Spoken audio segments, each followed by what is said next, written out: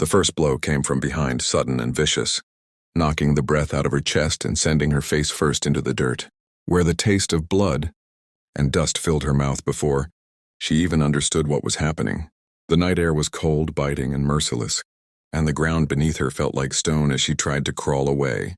Boots surrounded her, heavy men's boots, scuffed and stained, forming a circle that closed in tighter with every desperate movement she made. Laughter echoed above her, sharp and cruel, the sound of men who had already decided her fate. She had been dragged far beyond the town's last lantern, past broken fences and into the open land where no one would hear her scream. Each time she begged, her voice grew weaker, swallowed by the endless plains. Someone grabbed her hair and forced her head up, making her look at faces she recognized, men who had watched her in silence for weeks, waiting. The blows came again, dull and relentless, until pain became everything and even the stars overhead blurred into nothing. When her body finally stopped fighting the way they wanted, they left her there, broken and bleeding, certain she would not live to see morning. Their footsteps faded, and the wind took their place, cold and lonely, carrying the truth that she had been discarded like she never mattered at all. Time lost meaning. Her breaths were shallow, scraping through her chest as if her lungs were filled with glass. The moon drifted across the sky, casting pale light over her still form. Somewhere in the distance a coyote cried, and the sound cut through her like a final warning. She tried to pray, but the words would not come. Her fingers were numb, her legs useless, her body trembling uncontrollably as the cold crept deeper into her bones. Slowly even the pain began to fade, replaced by a heavy darkness pulling her under. It would have been so easy to let go. Then came the sound of hooves. At first she thought it was a dream, another cruel trick of a fading mind, but the rhythm was steady, real. A horse emerged from the darkness, followed by a lone rider. The cowboy reined in sharply when he saw her, dismounting with practiced care.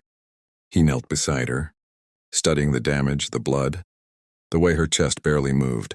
He had seen death many times before, but this felt different. When her eyelids fluttered and a faint breath escaped her lips, relief hit him hard, followed immediately by a surge of anger. Someone had done this. Someone had decided she didn't deserve to live. "Easy now," he murmured, his voice low and grounding. He wrapped her in his coat, lifting her with careful strength and settling her onto his horse. Holding her upright as they rode, he turned away from town, toward the lonely cabin he called home. The wind cut across the plains, but he shielded her with his body, refusing to let her slip away. By dawn she lay on his bed, the fire warm beside her as he cleaned wounds and washed away blood. Each bruise told a story of cruelty and each cut tightened his jaw further. When exhaustion finally forced him to sit, he watched her chest rise and fall more steadily, hope stirring where he thought it had long since died. She woke to warmth and pain, confused and frightened, until she saw him nearby, hat in hand, eyes steady. "You're safe," he said, and though the word felt strange, it cracked something open inside her. Tears fell silently as her body remembered everything her mind tried to forget. Days passed slowly. He brought food, water, and quiet kindness, never demanding answers. When the memories came crashing back and her breathing turned ragged, he sat nearby, solid and calm, letting her know she was not alone. When she finally spoke of what had been done to her, piece by piece his expression darkened, something fierce settling behind his eyes. That night he saddled his horse. The town met him with tension and fear. Words were spoken. Truth was dragged into the light. And for once, justice did not look away. When it was over, he rode back without waiting for praise or thanks. Weeks later, she stood outside his cabin, stronger now, scars still present but no longer defining her.